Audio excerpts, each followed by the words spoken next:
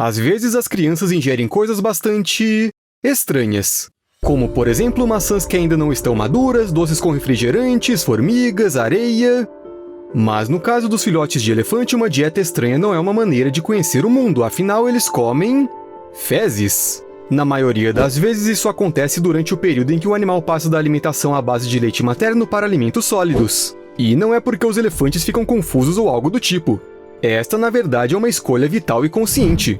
Juntamente com as fezes, eles ingerem bactérias necessárias que ajudam a digerir as plantas. E isso porque o elefante nasce com um estômago completamente estéril. Sem essas bactérias, eles simplesmente não poderiam absorver os nutrientes das plantas. Essas mesmas bactérias, por sinal, são necessárias para fortalecer o sistema imunológico. Em reservas em que são criados elefantinhos órfãos, os funcionários precisam encontrar e coletar excrementos frescos de elefante todas as manhãs para alimentar os filhotes. Não parece ser o trabalho mais agradável. E comer esterco como prato principal também não soa muito bem, mas não se preocupe. Os elefantinhos nem ligam. E os humanos também não têm muito trabalho para encontrar as fezes, afinal um elefante adulto pode produzir até 100 kg de esterco por dia. Os elefantes defecam de 12 a 15 vezes por dia. Ou seja, perder um acontecimento desse é quase impossível. Mas se você acha que comer fezes é um comportamento exclusivo dos elefantes, nada disso. Isso é necessário para muitos animais jovens, incluindo elefantes, rinocerontes, hipopótamos, javalis, além de pandas e coalas. Esse fenômeno é chamado de coprofagia. E já que mencionei os coalas, vale a pena falar um pouco mais sobre eles. Porque foram justamente os coalas que levaram a alimentação de seus filhotes com fezes a outro nível. Essas coisinhas adoráveis vivem em florestas de eucalipto e se alimentam principalmente de folhas de eucalipto. Mas você não pode simplesmente adotar uma dieta de folhas do nada, mesmo que todos os seus ancestrais comam eucalipto há séculos. É preciso se preparar. Quando um bebê koala completa 6 meses de idade, o corpo de sua mãe começa a produzir um prato especial. Um mingau fecal feito de folhas de eucalipto semi-digeridas e uma variedade de bactérias simbióticas. Não são exatamente fezes, mas sua forma anterior. Não se sabe o que os pequenos koalas sentem quando precisam comer esse mingau. No entanto, esse alimento enriquecido com bactérias é uma fonte adicional de proteína, o que acelera o crescimento dos filhotes e os ajuda a passar do leite materno para a dieta de eucalipto. O período de alimentação fecal dura cerca de 1 mês. Depois dele, a produção de mingau de eucalipto simplesmente acaba. No lugar dos filhotes de koala, eu ficaria muito feliz com isso. Os pinguins também têm uma relação especial com as fezes. Essas aves as usam para derreter a neve. E é muito eficaz. Não me surpreenderia se um dia descobrissem que os pinguins é que são os responsáveis pelo aquecimento global. É muito simples. Os pinguins vivem no meio de planícies nevadas brancas e defecam no mesmo lugar onde vivem. As fezes alteram a quantidade de calor e luz absorvida pela neve. Basicamente, a neve fica mais escura, o que significa que derrete mais rápido. Assim, os pinguins obtêm um local limpo para nidificação, onde filhotes saudáveis podem ser criados. Quer dizer, não é bem limpo. Na verdade, é bastante sujo, mas pelo menos é quentinho. It's you. E para derreter a neve, os pinguins não precisam se esforçar muito. Assim como os elefantes, essas aves são campeãs na produção de fezes. Pelo menos quando se trata de distância. Se houvesse medalhas de defecação a longa distância nas Olimpíadas, os pinguins com certeza levariam ouro. Os cientistas calcularam que os pinguins podem injetar fluxos em forma de arco de excrementos a uma distância quase 2 vezes maior que o comprimento de seu próprio corpo. Eles produzem energia suficiente para lançar projéteis fecais a quase 8 km por hora a uma distância de até 1,34 m do próprio pinguim. Bem, proponho passar dessa conversa sobre excremento para algum assunto mais agradável. Por exemplo, para golfinhos e arraias. Ambos adoram devorar polvos, afinal eles são saborosos, nutritivos. Basicamente são uma iguaria. No entanto, no meio das algas marinhas altas, os polvos são bastante difíceis de encontrar, a menos, é claro, que você seja uma arraia. As arraias nadam sobre as algas em busca de polvos. Os golfinhos nadam atrás delas esperando o momento oportuno. No fim das contas, a arraia assusta a presa, mas não tem tempo de agarrá-la, porque isso é feito pelo ágil golfinho. Os trabalhos em grupo são sempre assim. Uma pessoa faz tudo e a outra recebe o prêmio. Mas não tem sentido acusar os golfinhos de agirem de maneira desonesta, porque na natureza tudo funciona assim mesmo. Se você consegue sua própria comida gastando um mínimo de energia, parabéns! A evolução está feliz com você. Os lobos, por exemplo, aprenderam a comer frutinhas justamente por isso.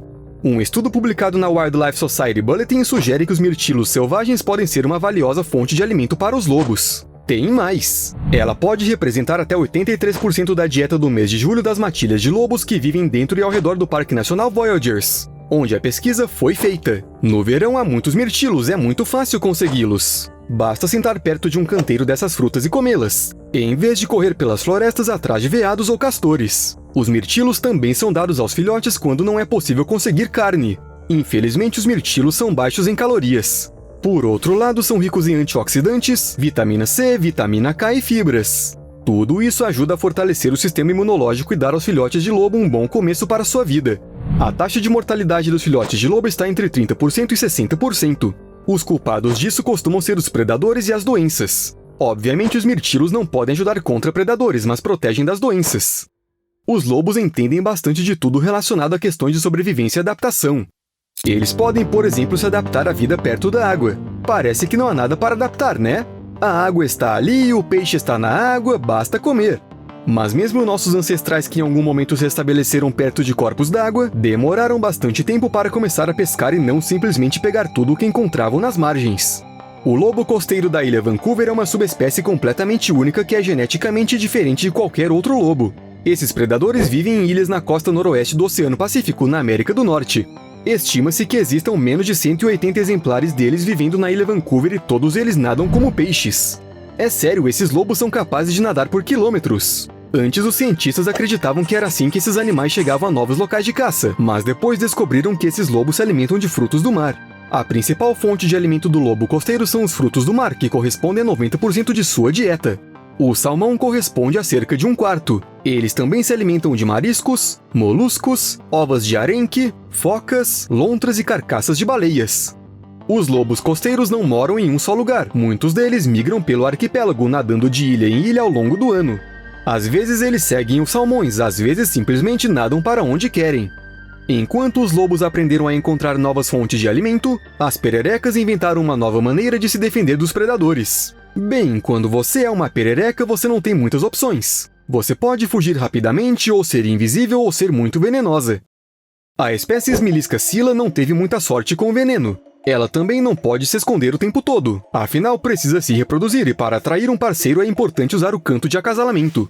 O problema é que o canto alto dessas pererecas atrai os predadores. Mas a Smilisca scylla encontrou uma solução: sincronizar quase que perfeitamente o seu canto de acasalamento com os sons de seus parentes. Dessa forma, ela cria uma ilusão auditiva e mascara seus sinais dos predadores, que simplesmente não conseguem entender em que lugar está a comida. Os cientistas descobriram que se as pererecas cantam fora de sincronia, elas viram almoço com mais frequência. As fêmeas desta espécie aprenderam a reconhecer a ilusão e ficam igualmente interessadas por todas as vozes do coro. Os peixes recifais seguiram um caminho diferente. Eles gritam com os predadores para afugentá-los. Quer dizer, não é bem gritar. É muito difícil gritar quando você é um peixe. No entanto, quando a pele deles é ferida pelos dentes dos predadores, os peixes recifais liberam um sinal químico especial, tipo um grito de socorro. Mais ou menos a mesma coisa acontece também fora d'água. Por exemplo, assim que um pássaro começa a gritar alarmado, ele avisa todo o bando e evita encontros com o predador. No entanto, os biólogos descobriram que os peixes recifais seguem uma lógica completamente diferente. O seu grito de socorro não visa salvar outros peixes, e sim ajudar o animal atacado a sobreviver. Isso porque ele atrai outros predadores. Do ponto de vista da lógica, isso simplesmente não deveria funcionar, pois quanto mais predadores, menos chance a vítima tem de sobreviver. Mas na realidade, a probabilidade do peixe escapar e se esconder em um abrigo aumenta em até 40%. E tudo porque vários predadores tentam pegar presas uns dos outros, além de empurrar e atrapalhar os oponentes. Escapar nessas condições é muito mais fácil. Mas se os métodos de defesa contra predadores ainda parecem algo natural para a vida selvagem, então a invenção de ferramentas de trabalho é algo realmente surpreendente. Os papagaios vaza aprenderam a fazer pedras de moinho primitivas. Eles usam pedras com formatos especiais ou caroços de tâmaras para esmagar e moer conchas de moluscos. Os papagaios precisam dessas conchas como fonte de cálcio. Por isso, eles a esmagam de maneira especialmente ativa durante o período de nidificação, quando precisam botar ovos. As conchas em seu formato original são completamente inúteis, afinal são grandes demais para o pássaro engoli-las. Agora, o material contendo cálcio que cobre essas conchas é outra história. Os papagaios aprenderam a raspá-lo e depois lamber suas ferramentas. Parece que este é um exercício que gasta bastante energia, mas ele claramente vale a pena. Além disso, os papagaios têm energia o suficiente para que não precisem economizá-la. Já os tubarões martelos são outra história. Os biólogos descobriram que eles nadam de lado a maior parte do tempo. E isso certamente não ajuda os tubarões a rastrear presas.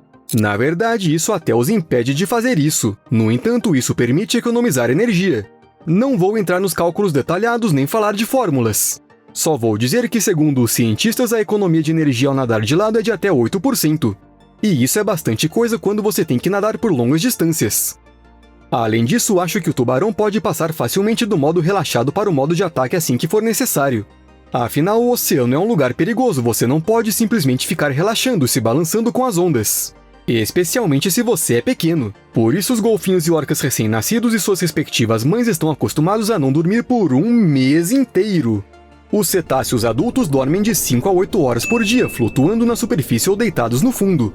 Mas eles são adultos e sabem se defender. Os cientistas registraram que para os recém-nascidos e suas mães essa insônia tão longa é algo completamente normal. Seu nível de estresse não se altera. Isso significa que seus organismos se adaptaram de uma maneira incrível à falta de sono. Olha, eu também quero isso! E imagine só quanta coisa daria para fazer! Os pesquisadores ainda não entenderam exatamente como as orcas e os golfinhos conseguem fazer isso. Mas os animais definitivamente ficam em constante movimento, o que reduz o perigo oferecido pelos predadores e ajuda a manter a temperatura corporal até que os filhotes ganhem bastante massa e gordura. Essa insônia também permite que eles subam até a superfície para respirar com mais frequência, o que ajuda no desenvolvimento do seu corpo e do seu cérebro. Considerando todas essas adaptações à complexa vida na natureza selvagem, podemos esperar algo realmente especial dos primatas.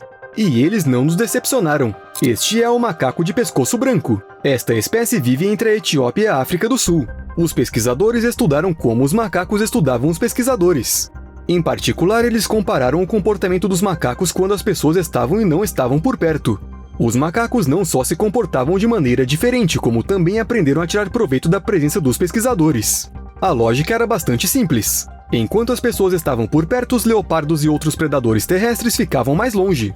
Portanto, os macacos começaram a descer para o chão com mais frequência, embora normalmente evitassem fazer isso.